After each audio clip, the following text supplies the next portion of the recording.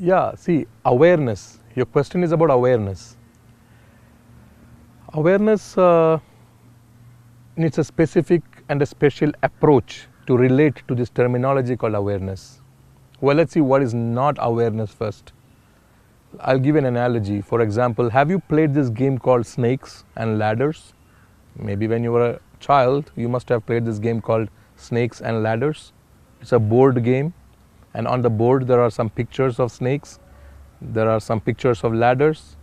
And have you played this game that you roll a dice? Well, the action by which you roll the dice, let's call it a habit, let's call it a pattern, the way you roll the dice. There are wishes in it.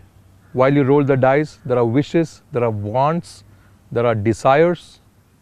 So wishes, wants, desires, hopes, and then there's an action, an activity, which is almost a pattern of how you do it, how you throw the dice, how you indulge. Well, let's put it in a basket called memory. And the dice itself, it gives you a direction, a goal to act. Let's call it some dimension of assessment, analysis, judgment, a verdict, because once the dice is rolled, then it gives you a correct direction on which to move your token, your coin in the game, and you proceed accordingly to what you assess from the dice. Well, this is the basket of intellect.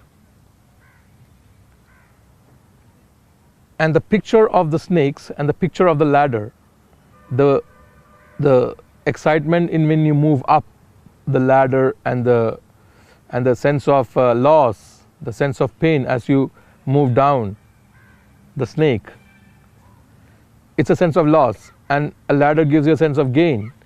Well, this is all in the basket called the mind. So I have articulated the activity of throwing, which is bound by a pattern or a habit, in the basket memory, and then the dice itself, which gives you analysis, assessment, a direction, a goal, a judgment, a verdict. You may call it intellect. And then the picture of the ladder, the gain, the profit, and the sense of loss, sense of pain, the snake, a sense of failure perhaps. Well, that is the mind.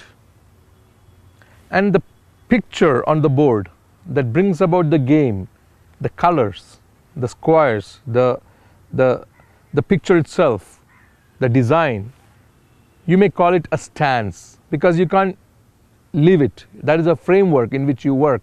That's a stance. That's a strong, rigid position. And that may be in a basket called ego. So I've articulated ego as the painting on the board, and then you have the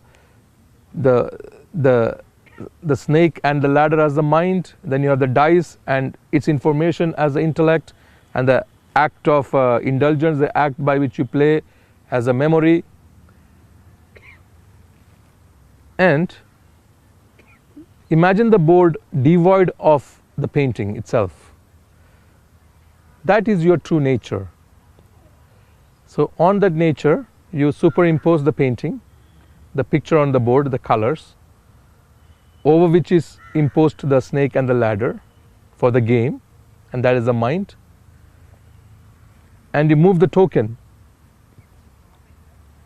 on the direction of the dice, on what appears on the dice, that's the intellect. And the action of indulgence in a specific pattern is the memory. The token moving as per the direction is the awareness. So through awareness you can choose how well do you want to indulge, how much do you want to indulge in the game, and how well you want to play the game.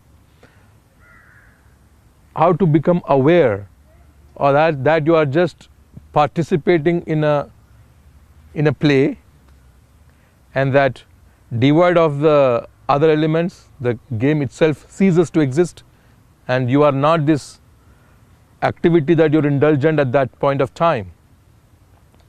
So awareness is something by which you can maneuver through the ways of the world, through the ways of interaction, through the ways of activity, through the ways of the way you approve or disapprove, or your understanding of the rights, the wrongs, the correctnesses, the errors, and also your decision on how to move, what to do, how to prioritize. So depending on how you move the token, because that is really up to you to do it, and unless you know how to move the token, you cannot really exercise a responsible victory, a responsible progress and development in this beautiful portion we call our living. So welcome to living with awareness.